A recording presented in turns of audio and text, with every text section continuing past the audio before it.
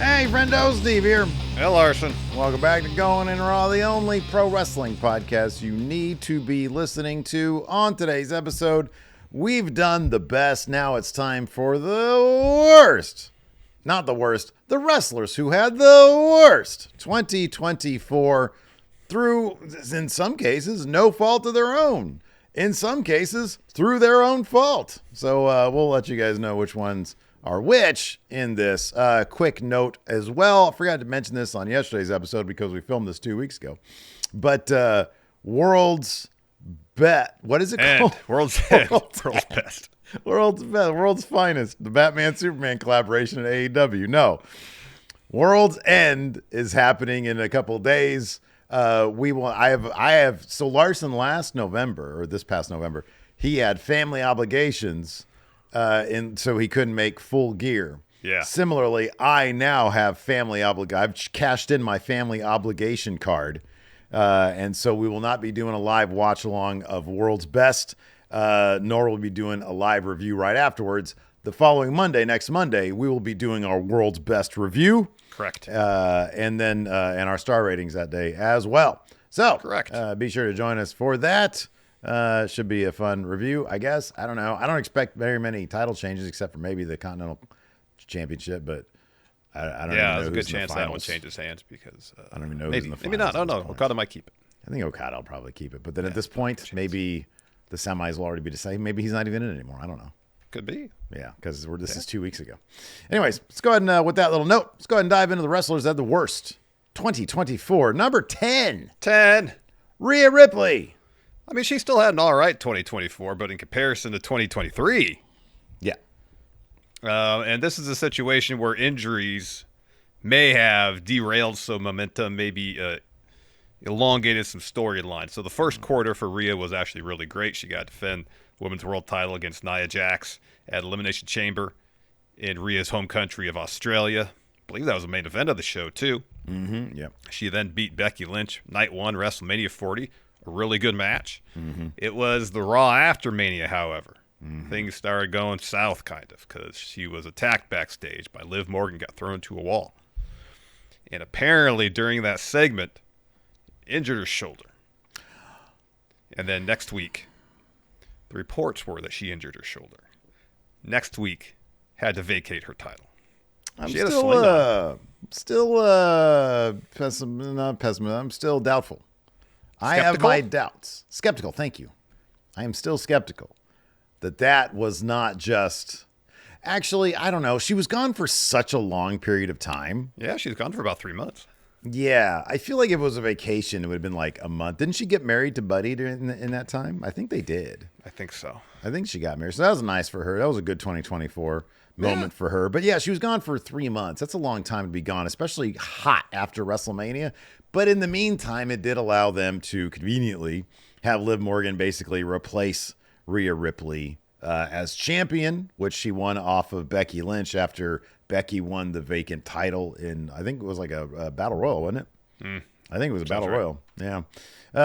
And so they continued that story. So Rhea came back in early July, and then faced Liv for the Women's World title at SummerSlam. She lost that match, of course, after Dawn betrayed her. I mean, that's kayfabe bad for Rhea, but actually within the prominence of the story is a very, very big moment. So that's good.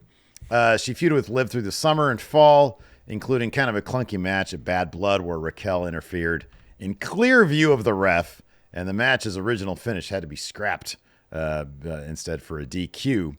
And then at the October 25th NXT episode, Rhea was attacked by Liv and Raquel in a really wonderful bit where they did like a very bloody, NXT parking lot bit. Mm-hmm. And then they wrote her off TV there because she suffered a broken orbital bone. The week prior, she returned right before Survivor Series with a really cool mask to protect said orbital bone and participated in Women's War Games. But it did seem like, being gone for 3 months derailed, I think, this feud, which in our estimation, and we've heard this as well, this feud is just sort of running out of steam.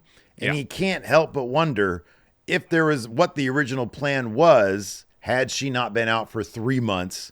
And then I don't know if there was really much of a difference in terms of the second injury, but 2 significant injuries in the same year. That's not going to be great for a wrestler. No, not for, especially in the case of creative momentum. Yeah. Rhea was one of, I'd have to look back at our best wrestlers who had the best 2023 list. I'm guessing Rhea was pretty high on that list. Yeah. Because her 2023 was exceptional. Yeah. She was established as essentially, in a lot of ways, the Roman Reigns of Raw. Right. She was the character that so many stories revolved around in 2023. And maybe that would have continued in 2024 had it not been for the injuries. Creative Pie made a bad choice when they split up Terror Twins, when they said to each other, I'm going to do my thing and I'm going to do my thing, rather than having them work as a cohesive unit a little bit longer. And then I think this criticism is unfair because I don't think it's Rhea's fault. It's Creative's fault. A lot of people feeling, because we've seen it in comments, we've seen it in our hot takes about the emphasis on Rhea taking away opportunities, spotlight from other women in the Raw Women's division. And again, I don't think that's not Rhea's fault. That's up to Creative and not getting enough stories for everybody else in the Women's division on Raw to be featured in prominent roles. There is I've noticed this, and I noticed this with Bianca, and now I'm noticing it with Rhea. And pretty much any time any wrestler becomes a bit too sort of powered up within the storyline, they basically start referring to them as like Cena. It's like, oh, lol, Rhea wins now. Yes, right, exactly. And we've seen that with Bianca as well, and now with Rhea. Now, again, like you said, that's obviously on Creative.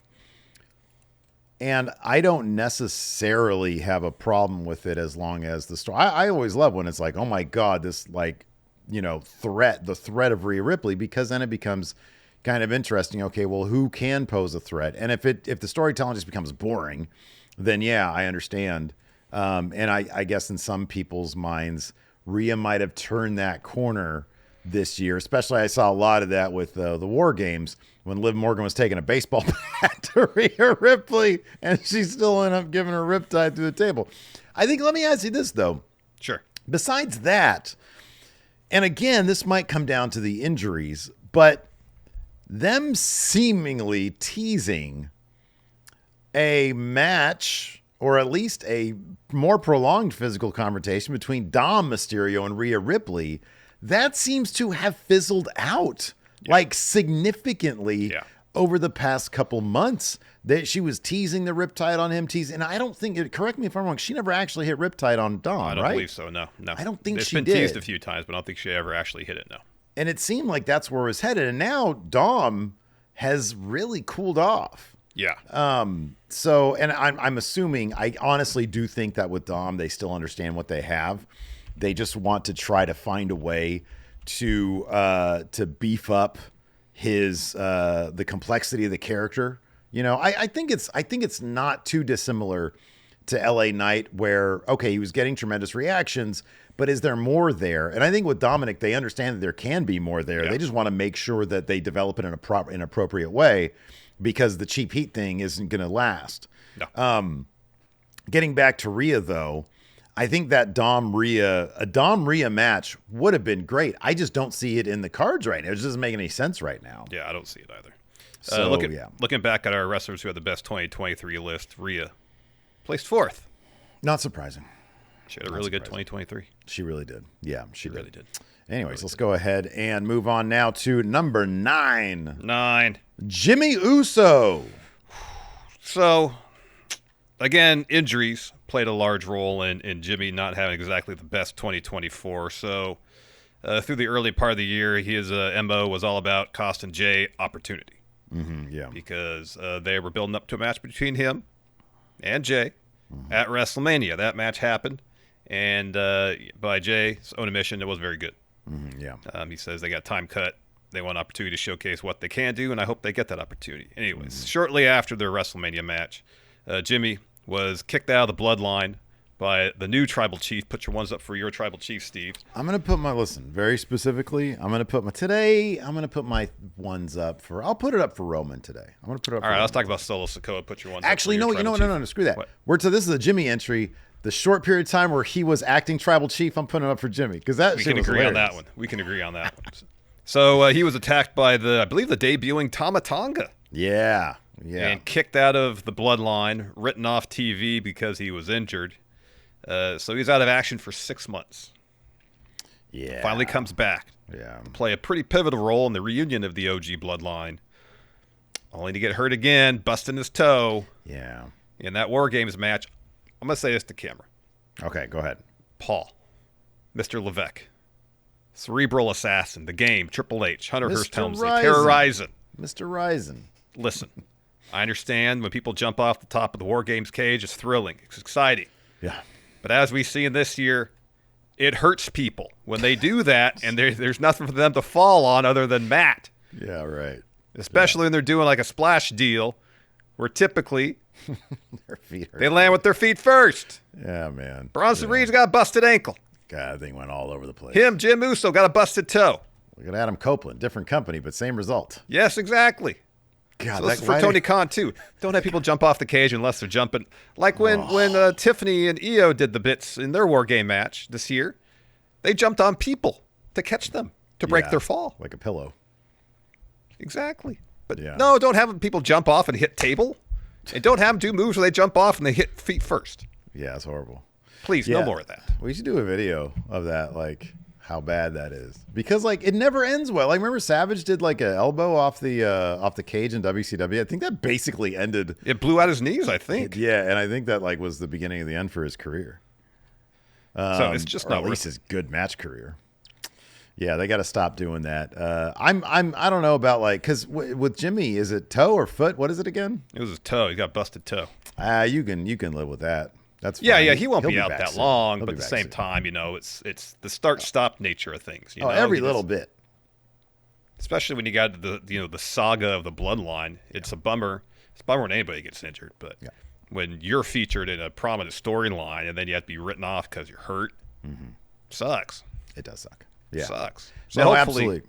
hopefully Jimmy has a better 2025. Well, especially when you look at the guy who was like basically indistinguishable from him, his brother, and the wild success that he's had. I'm sure there's nothing but happiness from Jimmy to Jay about all that. That being said, you know that the ingredients are there with Jimmy to have a similar success. Now, granted, Jay's story was much different than Jimmy's, and you and I both attribute Jay's trauma to Jay's success. And Jimmy didn't suffer a similar trauma, but I think there could be a really interesting story. If they really want to run back that match, you can tap into some kayfabe jealousy, perhaps. I don't know exactly what, but I think you could tell some really cool, interesting stuff with Jimmy and Jay, and then they can run the match back, and maybe they'll, put on a good one. I mean, if getting time cut was part of the issue, have it main event a pay-per-view. Give them the time. They were both trying to tag each other in. That was the problem. They see each other in the ring. They're like, "Oh, I'm going to tag in." No, Like, Oos. Tag me in, Oos. Oos. Wrong match. I do appreciate this next one. Let's dive into it. Number 8. 8.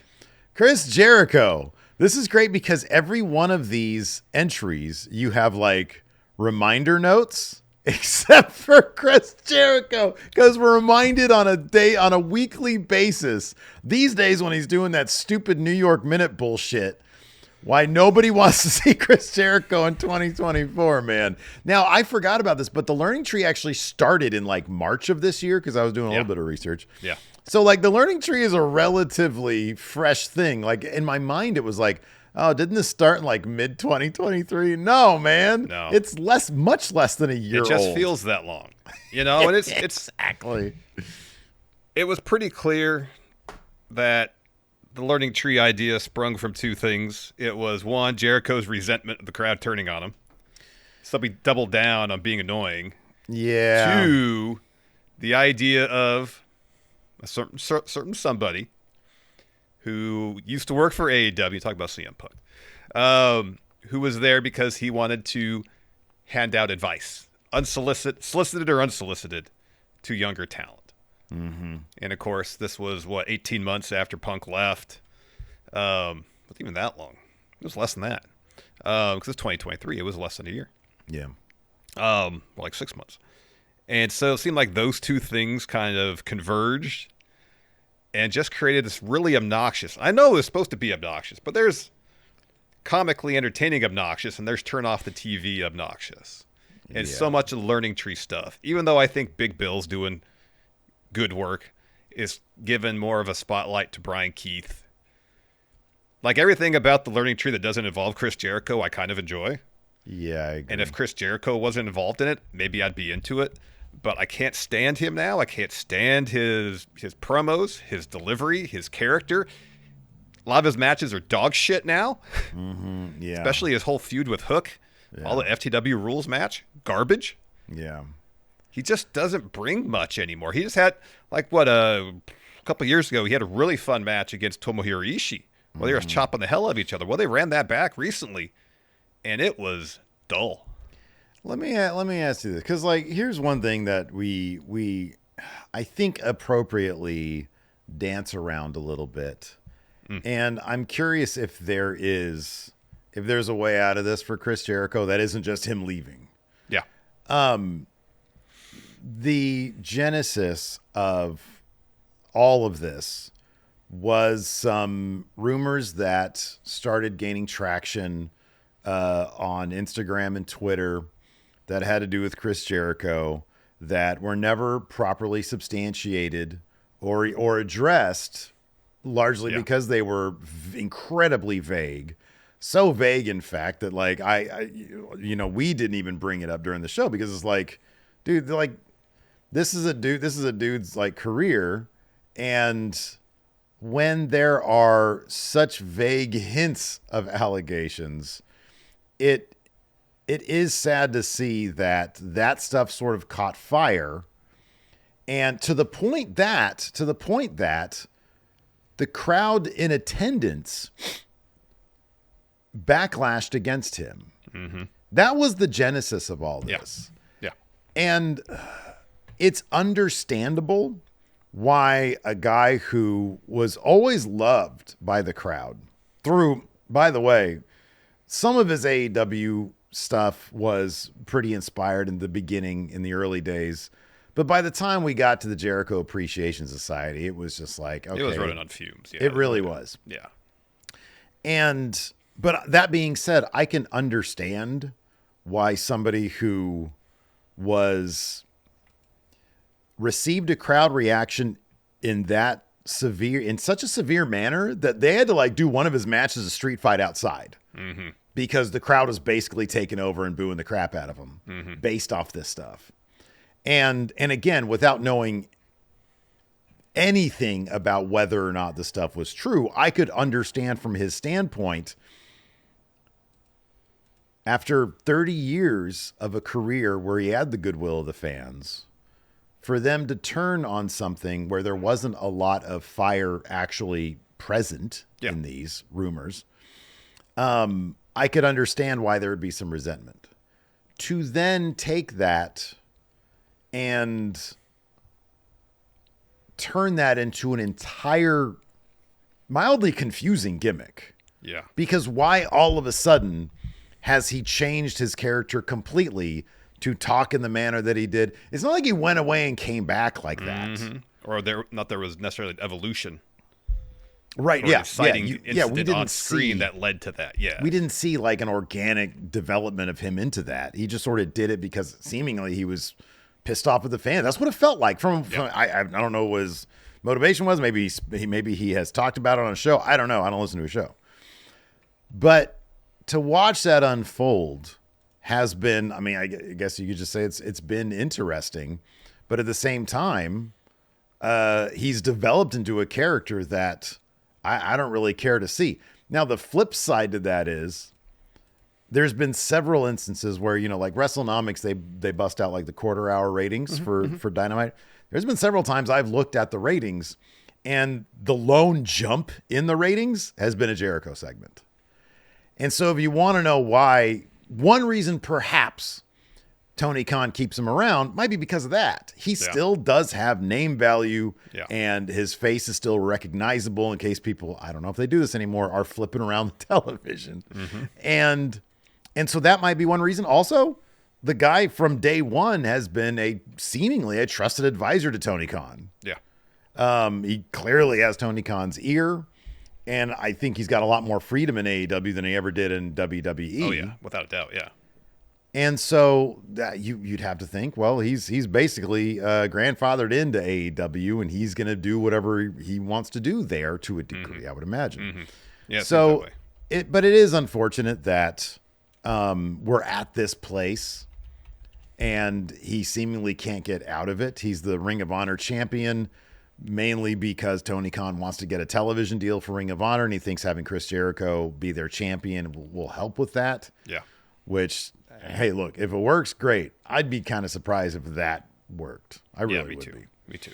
But in any event, yeah, Chris Jericho not have a good 2024 at all. No. So Nope. Let's move on now to number 7. 7. Kota Ibushi. Oh, this one's really depressing. Just a matter of 4 years ago, he was in conversation for best wrestler in the world. Yeah. And it seemed like after that shoulder injury in the G1 a couple of years back, he hasn't been the same. It took him forever to recuperate from that injury.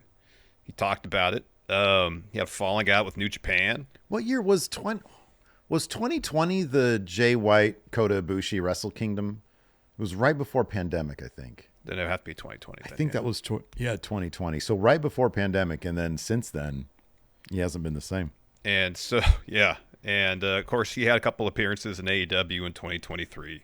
And the creative always fucked him on that. Like, Yeah. they never treated him. It was like the his AEW appearance was special at all. I know. Yeah, the AEW fan base was like, oh, man, this dude, he's awesome. He's great. And then they, like, wheel him out in the most midway possible. Yeah. So then let's fast forward to this year. So Kota Ibushi opened up this year by wrestling a 30-minute match against Marufuji at a Noah show, which on paper sounds fantastic. Yeah. Kota Ibushi wrestled that match with a broken ankle, injured his other ankle during the match, had to be rushed to the hospital afterwards. Yeah. So after that, he was out for 6 months. And since then, he's been wrestling predominantly in tag matches and DDT. And he is referenced, once Kenny comes back, making return to AEW. And then, just recently, there were some pictures floating around online of Kota Ibushi in a match, which looked like he had a massive infection on his back. Now, the first picture I saw, it wasn't clear, but in subsequent pictures, it was clear. At least he had a Band-Aid or two over it. Oh, but it's a giant red spot on his back. You're he really caught a lot of flack Yeah. for going into a match, whether it was covered or not, with a massive infection. You're downplaying this in terms of what it looks like. It's horrific. It is. It's really red. It's humongous. It's red, but then I'll be honest with you. This looks like a 4-inch ruptured zit.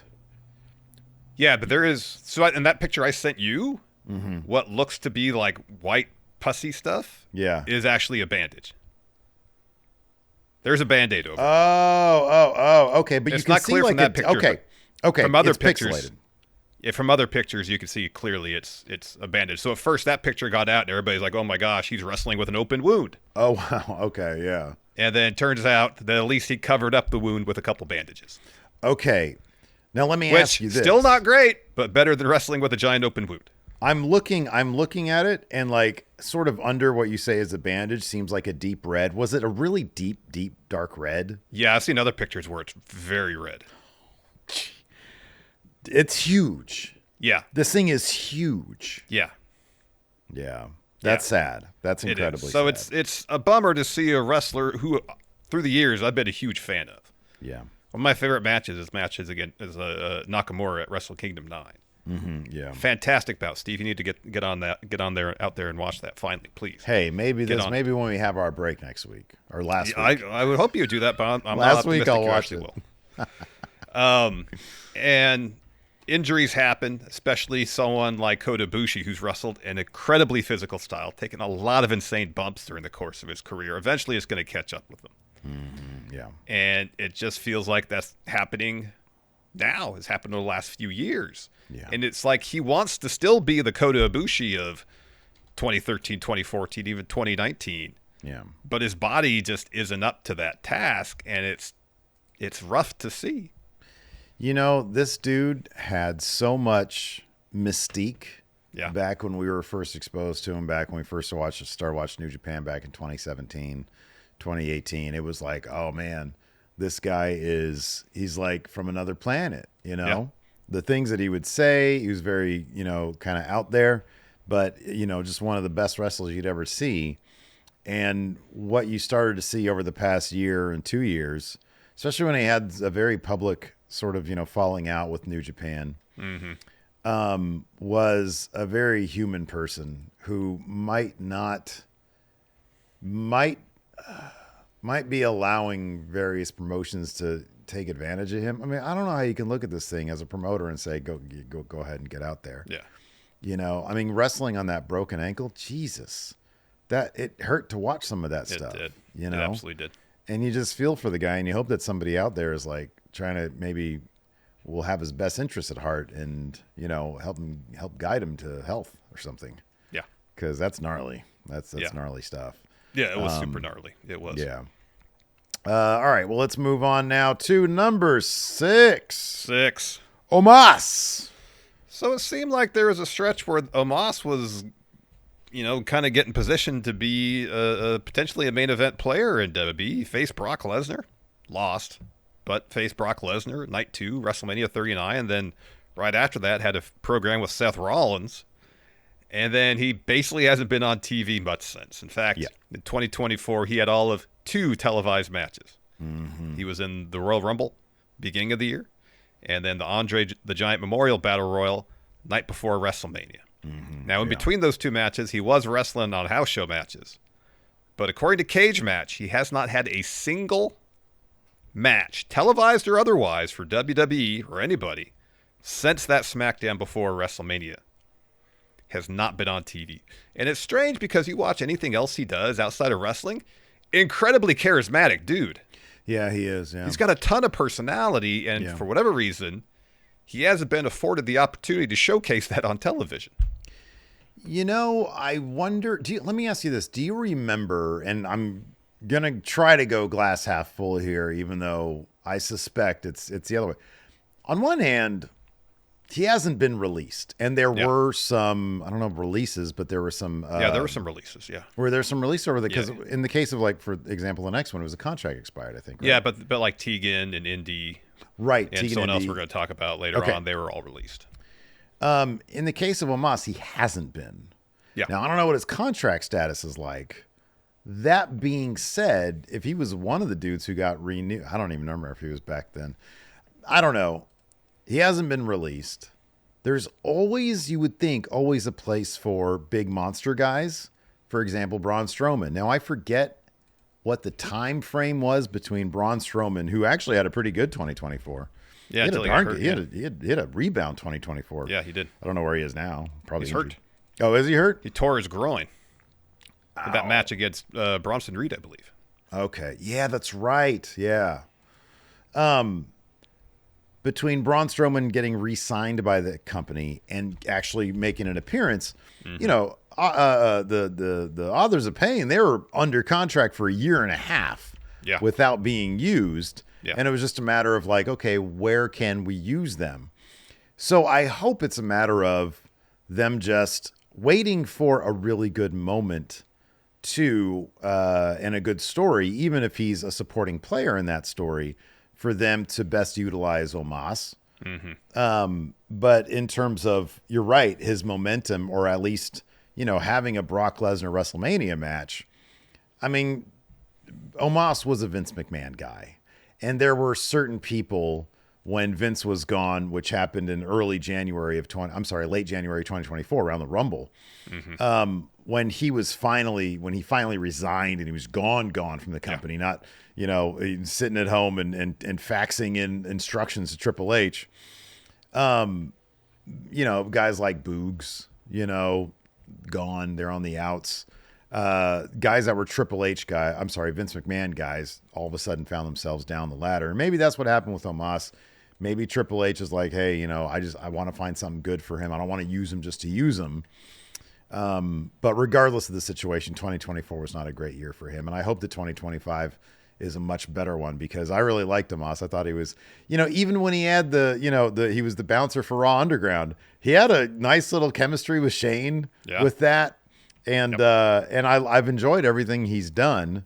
It's sometimes difficult to book those big, slow monsters, but there's got to be a place for him. It's pro wrestling, it thrives off those big, slow monsters sometimes. Yeah. Put in the right situations. Absolutely.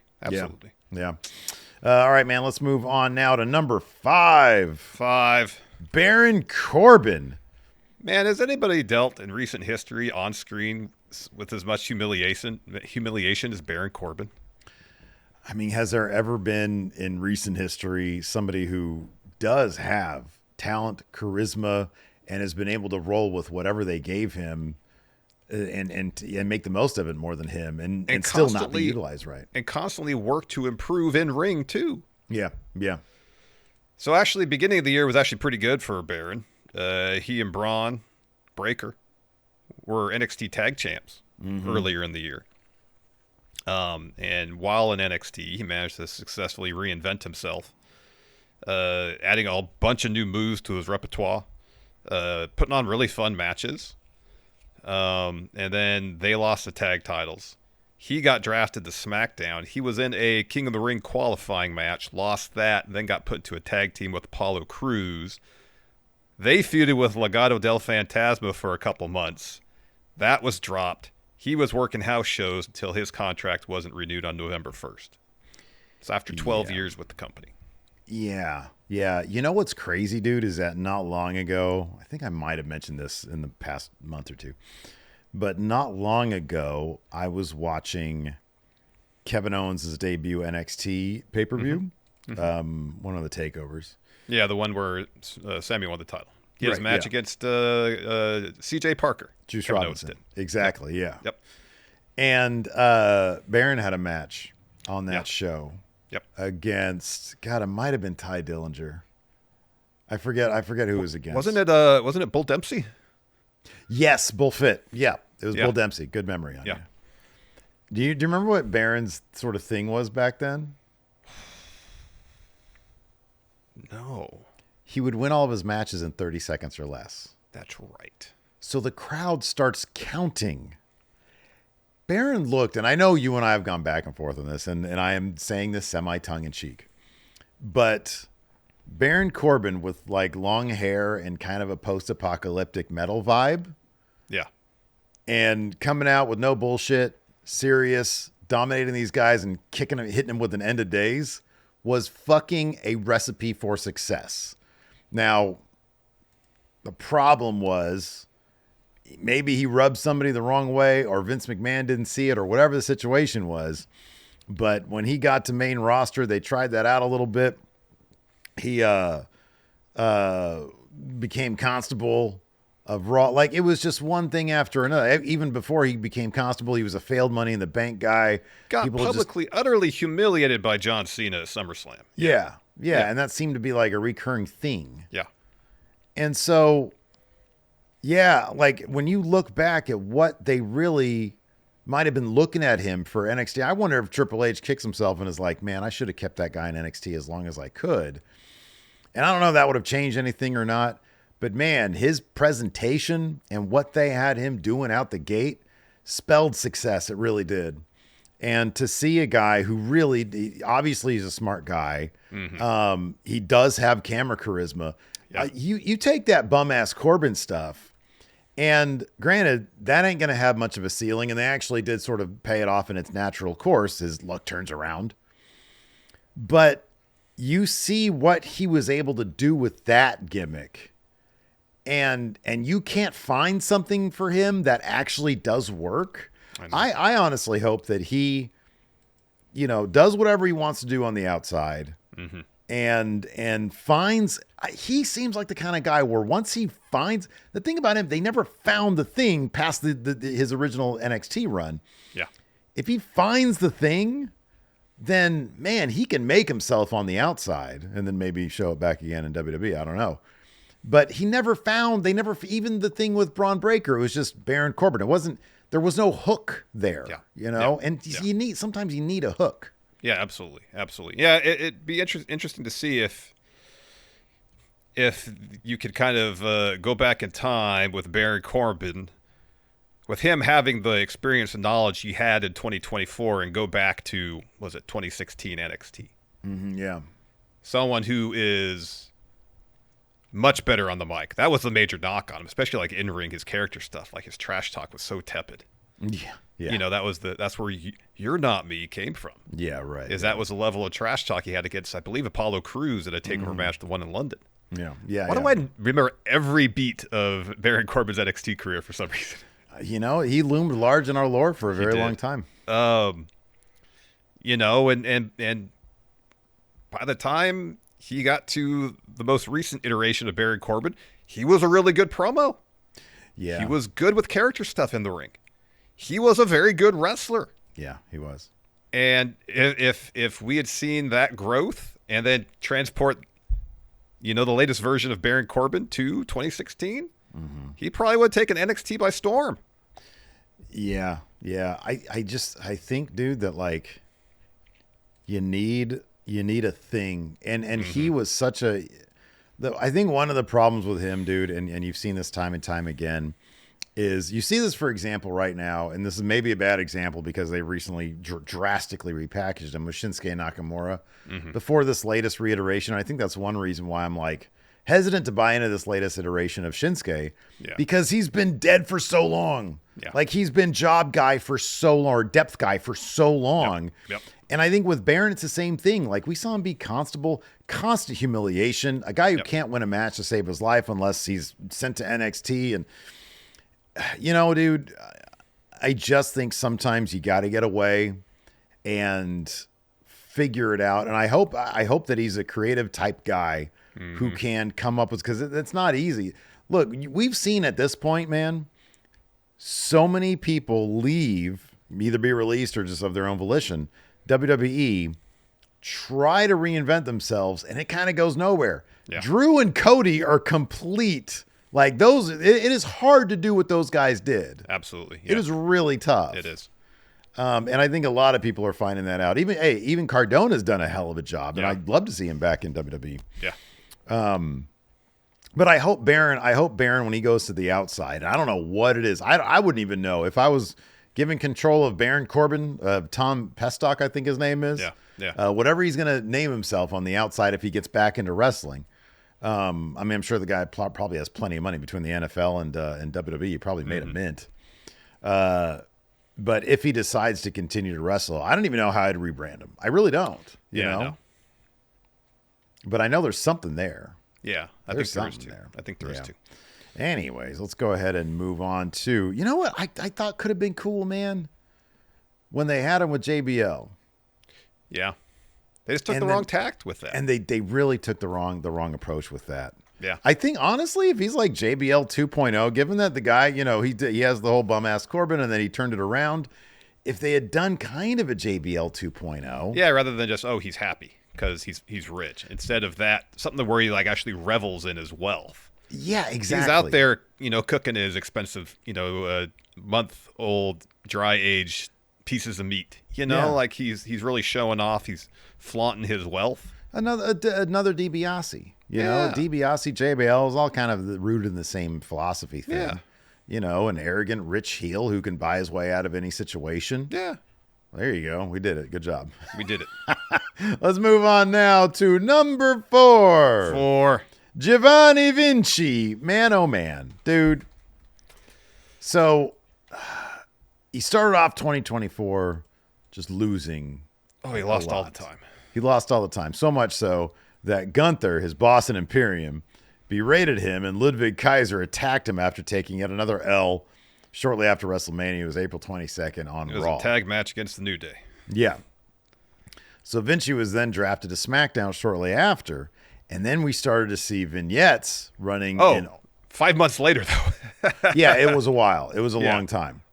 So they started running these vignettes in August, where it seemed like he was returning to the character that he had back in NXT. Exactly that guy, who was like the jet-setting guy, thrill seeker, but rich but also guy. like into but high fashion. Yeah. Also model. Freeze frames of him smiling. Right, exactly. Yeah. And so about a month after those vignettes started running, he made his return to the ring, losing to Apollo Crews in about 4 seconds. And I was like, this is the most Vince McMahon shit I've ever seen, but it's Triple H. Maybe, just maybe, we can give this guy the benefit of the doubt, and it means big things for him. So 2 weeks later, he lost again to Apollo Crews. In about a minute and a half, I believe. Yeah. And so it's like, okay, what's going on here? And since then, he's only had one match that's been broadcast. He lost to Sheamus in a Speed Contender Tournament match on October 11th. Yeah. That's not even on TV. That's on the failing Twitter now. Yeah. Jesus. Yeah. Those vignettes did not look cheap to produce. No, they didn't. There was at least a lot of stock footage from Italy in there. You got to rent cars and shit. Yeah. You know, I don't know if the whatever it was, Gucci, I don't know what the belt buckle was, but yeah, his ring gear was Gucci inspired. Yeah. Fancy stuff. Yeah. You know, stock footage is surprisingly expensive too. yeah, especially like for broadcast. Fucking drone shots of the Alps aren't easy to come by. Yeah, some dude skiing down the Alps. That's expensive. It is. It's Yeah, absolutely. pricey stuff. And yes, renting cars, getting locations, right? Getting gear. Yeah, that's all expensive stuff. Money was spent. And I'm sure, I would guess, the backstage machinations are different, but it reminded me a lot of the Emelina stuff.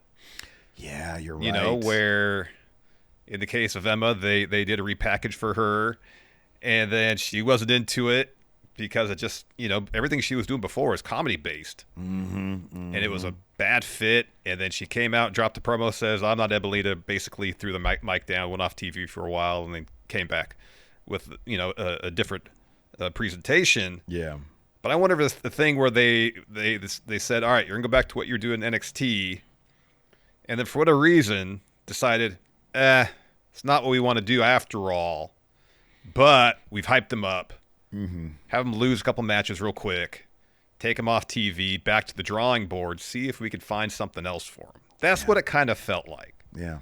Which is a bummer because when he was doing, and this is probably just us, when he was doing this gimmick in NXT, when they had all the freeze frames, it was different. It stood out. Did it have a high ceiling? I don't know. Probably not, but it was entertaining. It was entertaining, and he seemed to have a good time with it. Yeah. And I feel like whenever a wrestler connects with something, then the ceiling exponentially grows. It's like they may not do the freeze frame stuff all the time, but it, like I said, if somebody buys into it, and it's a simple concept, kind of like we were just talking about with Baron Corbin. You know, it's he's a fashionista model type who's a thrill seeker. That's all stuff you can dive into. If you know who your character is, then you don't need to always be referencing skiing, you know. No, not at all. I mean, if he knows who that character is and is comfortable and confident portraying that character on TV, that's so much of what you need to be able to do to be a successful performer. I mean, how many times have you seen somebody with a good gimmick, or seems like a good gimmick, but it's just a bad fit to the performer? Yeah. And it doesn't work. Yeah. It happens. You know, and if this is a gimmick that he feels confident about, maybe on paper the ceiling's not high. But if his performance of said gimmick is really good, it's going to get over. Yeah, absolutely. Anyways, hopefully he's got a better 2025, though. Hope so. He's a really good wrestler. Yeah, he's a really good wrestler. Yeah. All right, man, let's go ahead and dive into number 3. 3. Jinder Mahal. It's not very often the WWE champion, former WWE champion, ends up getting released. I know it has happened. Doesn't happen very often. So, if you remember correctly, Steve, leading up to day 1 edition of Raw, January 1st, 2024, WWE was advertising that a former WWE champion make an appearance on the show. By that point, there was already a lot of rumors about The Rock coming back. So people were like, oh, it's going to be The Rock. It's going to be The Rock. Yeah. It eventually was, but first it was Jinder. So he comes to the ring, drops a promo. He's interrupted by The Rock.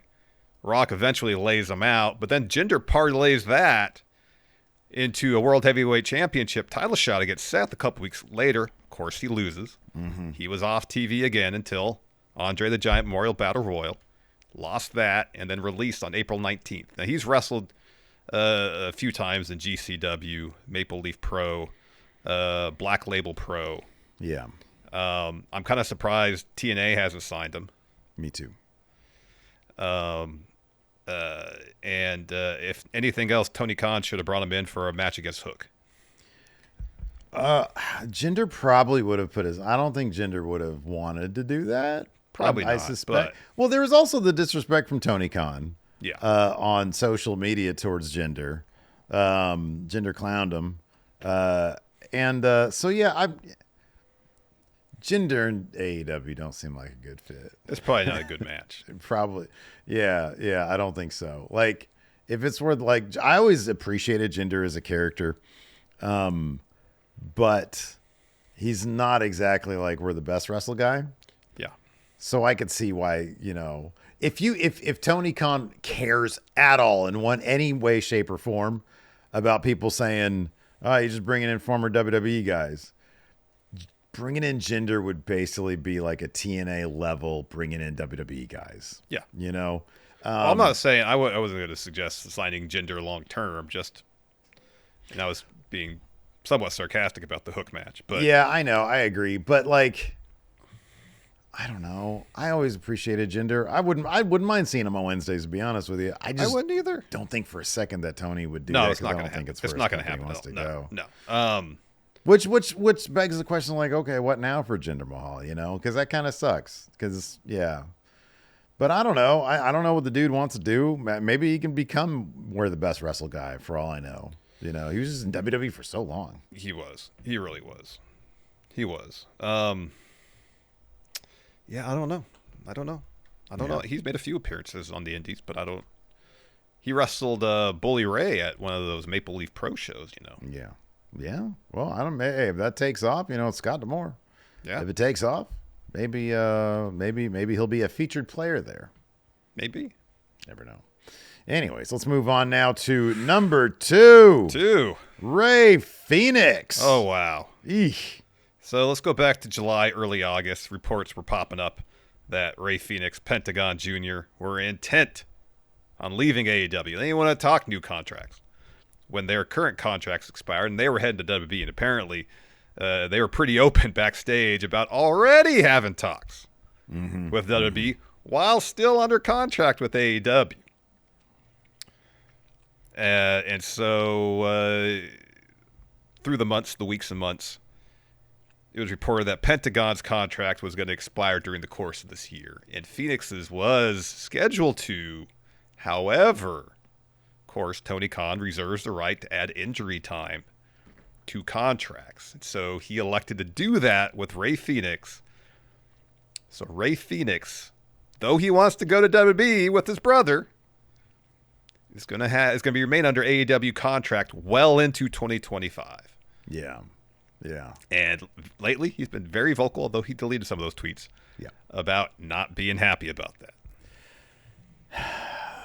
Man, I'm glad I ain't in the pro wrestling business. Yep. Because I honestly do understand both sides to this. Yeah. I really do. I mean, we don't know what's, in terms of the whole medical situation in the hospital and the tweets that he sent out. I don't know. I'm not there. I know everybody has their opinions on it. They're free to express it. I'm like, I don't know. I'm not in the business. So what do I know? Yeah.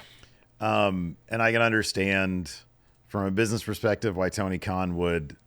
I mean, I'll be honest with you, man. Like, I love the Lucha Bros. I think they're great. They're not exactly a Cody Rhodes get for WWE. Cody was a big deal. Yeah. They're not that. And although there'd be some short-term excitement, and if they decided to throw more efforts behind the tag division, especially if they went to Raw, then I could see it being, a pretty decent positive for WWE bringing them in as a tag team. Mm-hmm. That being said, it honestly feels like this is more of, I'm going to make an example here, because I don't think that Fenix is so much of a big deal that under normal circumstances, if it had never gotten out, if he just kept his mouth shut about what he plans to do contractually, and was on really good terms with the company, I find it difficult to believe this would be the case. Yeah. That with no intention on using the guy, he's going to add time to his contract. Yeah. Or if he does, maybe not the fullest extent he could, you know? This feels like a fuck around, find out situation. It does. You know, and as you said, I understand it from both perspectives. You know, Lucha Brothers during their time in AEW, it's been a lot of start and stop type stuff. Early on, you know, obviously the tag division was built around them and the Young Bucks. Yeah. Since then, you know, Fenix kind of accidentally won the international title because Mox got his bell rung during the match and they called an audible. Mox called an audible in the ring. Fenix won it. A couple weeks later, he dropped it to Orange Cassidy. Mm-hmm. Outside of that short title run, neither member of the Lucha Brothers won any singles gold in AEW. Yeah. They seem relegated to the tag and trios division, which, you know, they were multi-time trios champs, them at PAC. So, you know, there was highs during their tenure in AEW, and it seemed like, all right, they're going to focus on booking them in interesting, creative ways, and they disappear off TV for a while. Yeah. You know, but, you know, in a lot of respects, sadly, that's the norm with a lot of performers in AEW. It's just a lot of inconsistency in terms of the creative. And so from, Phoenix's perspective, I would get the frustration and the resentment. You know, but at the same time, is it a good idea to go walk around backstage while you're in a contract saying, I'm going to WWE and I've talked to him? Probably not. If that's true, that's so egregiously, like, out of pocket. Like, yeah. Why would you play with fire like that? I know. You know, why would you play with fire like that? And so while I understand the injury time is part of the contract. It seems like it's a standard deal in most pro wrestling contracts. In a lot of respects, I think it's kind of shitty. I get it, but it's shitty. You know, dude, it is the kind of thing where it's like, I'm with you. I get it. And you'd like to think that would be something that, you know, people, I think, when two parties come together in a contract, it's because two people want to work with each other. Well, there's been so many instances where that falls apart. And if it's a matter of a promoter not using a wrestler and just keeping them on the sidelines like a piece of property, that's got to change. And it does. It does. Look, it's not. There's nobody you can advocate to for change because this is a contract signed by the talent. And if the promoter wants this person to work for them so bad, you know, it's all about leverage and whatnot. You know, it's like we see in the NBA, top players, what do they get? No trade clauses, you know? Yep. And if you're a wrestler who's able to build their brand so much and they say, look, I want a contract that sidesteps this whole injury time thing. It's reasonable if I'm going to be used. Mm-hmm. And if you're going to add time and I'm healthy and you're not going to use me, there should be some sort of escape clause from that. There should be a means through which talent could be like, you know, whether it's a buyout option where the talent could buy out the remainder of the deal at, you know, a certain percentage of the remaining value of the contract, arbitration, something. There should be some means by which talent should, of course, that has to be written into the deal. I know. And then that's the thing, dude. It's like, you know, we can't fantasy book contracts. You know what I mean? Like, because number one, it's none of our business. It's not our business. We just hear about this shit and it sounds crappy. Yeah. But it is one of those things where you'd like to think that the industry could make some changes. But again, you know, it's all predicated on what the promoters are going to all of a sudden find some altruistic streak and be like, oh, we're going to change it'd be beneficial in making such changes. The union. Wrestlers union. Yep. But we've seen where that goes. Yep. Let's go ahead and move on to number one. Ricky Starks. Ouch. Speaking the hell, of somebody Ricky? under contract that's just not being utilized, and you know, he was somewhat cagey in his response when he was asked why. Mm-hmm. So let's go back to the beginning of the year, February to be exact. He was tag champs with Big Bill. Yeah. They dropped those titles to Sting and Darby February 7th 2024. Of course, that was ahead of Sting's retirement match at Revolution, where Darby and Sting faced the Young Bucks for those titles. After that bout, Ricky and Bill had one other match on television. Losing the top flight in the tag title tournament early March, Ricky has not been on TV since. Yeah. He was poised to be one of the cornerstones of Collision when that show was created. Yeah, CM Punk. And then whether it's Punk getting fired, or that promo bit with Copeland, or whatever it was, so at some point, Ricky upset somebody seemingly, and he is essentially just being paid to stay home. Persona non grata. Yep. And which is a bummer because he's a fantastic performer. Oh, he's a great talent. He is actually a guy I think can, especially now that he's been kind of martyred, when he shows up in, it could be either main roster or NXT. If they want to really boost up NXT, if they want a good replacement for Trick when he goes to main roster, Ricky can be the guy there. Or he can go straight to main roster. Absolutely. I mean, imagine him in a U.S. title scene on SmackDown. That'd be amazing. It would be. But regardless of what they're going to do with him, I do think that he's going to end up in WWE. I just don't know when his contract is up with AEW. I don't know either. And again, it's like the Phoenix situation. It would be great if there was some means for talents who weren't being used, but then, you get the legal definition of underutilized and stuff like that. There would have to be... Yeah. That stuff would have to be spelled out. But again, some means by which talent who aren't being used can get a buyout. The thing about Starks also is, and this goes to a lot of these wrestlers, we don't know the story. No, we don't. And you mentioned this earlier when he went on the Chris Van Vliet show, and he was asked, why haven't you been on TV? He essentially gave a non-answer. He says, I don't know the exact reason, so I'm not going to speculate. I'm paraphrasing. And I suspect that there is more to the story. He probably knows a great deal more than he's willing to let on, which is great. Not airing public. I always respect people who don't air their dirty laundry in public. Yep. That being said, we don't know. Yeah, we have no idea. None. This could be something that's completely Ricky Starks' fault, or he could be living a Kafkaesque nightmare. We don't know. Don't know.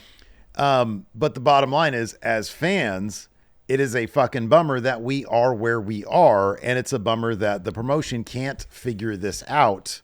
And because it looked like there were big things poised for him before Jack Perry ruined it all by placing his head in a chokehold by CM Punk. Yeah. It's a bummer for talent who are essentially being paid just to stay home and not go out and work and showcase their talents. Expand and build their brand further.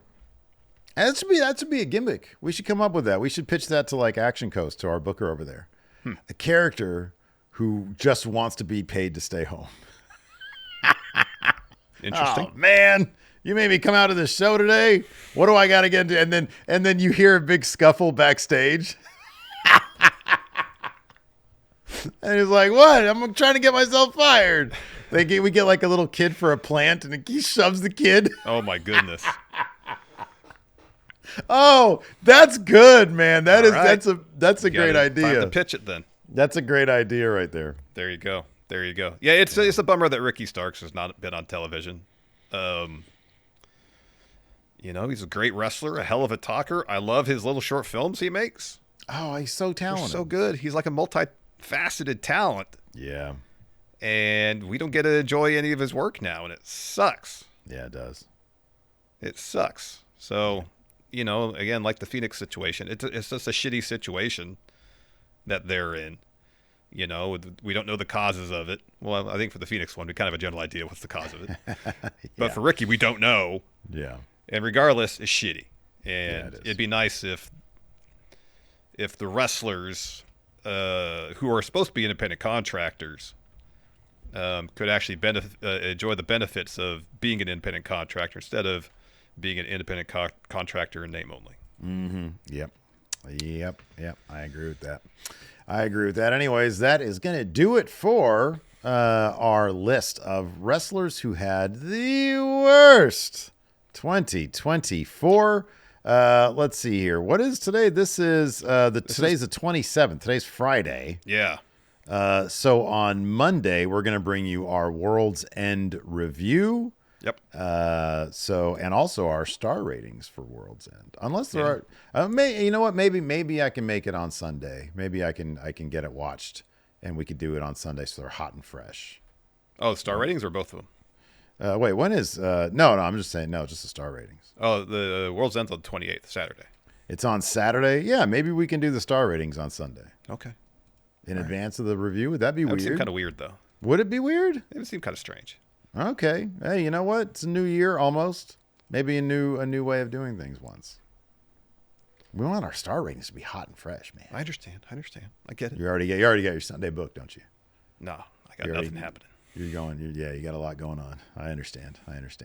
Anyways, that's going to do it for the show. Thanks everybody for tuning in. Appreciate it. Until next time, we'll see you guys around. Goodbye.